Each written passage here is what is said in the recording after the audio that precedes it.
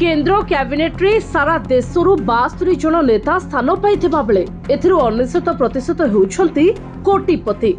एमानक मध्यरू 6 जन 100 कोटीरू अधिक संपत्तिर मालिक।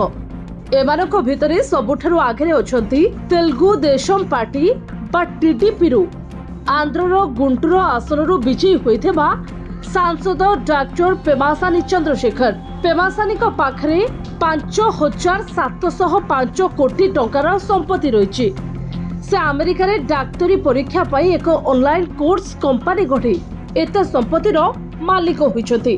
पेमासानी एबे केंद्र मंत्रिमंडल रे ग्राम्य उन्नयन एवं संचार राष्ट्र मंत्री रूपे शपथ लेछथि। तांको परे संपत्तिर द्वितीय स्थान रे अछंती केंद्र संचार मंत्री ज्योतिरादित्य सिंधिया।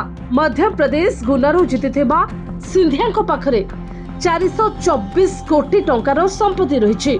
तृतीय स्थान रे अछंती कर्नाटक रो पूर्वतन मुख्यमंत्री तथा वर्तमान इस्पात एवं भारी शिल्प मंत्री एसडी कुमारस्वामी।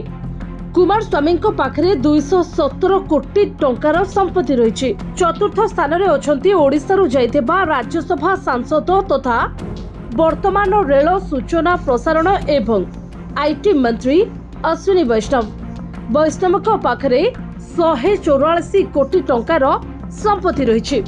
ब्यूरो रिपोर्ट जे न्यूज।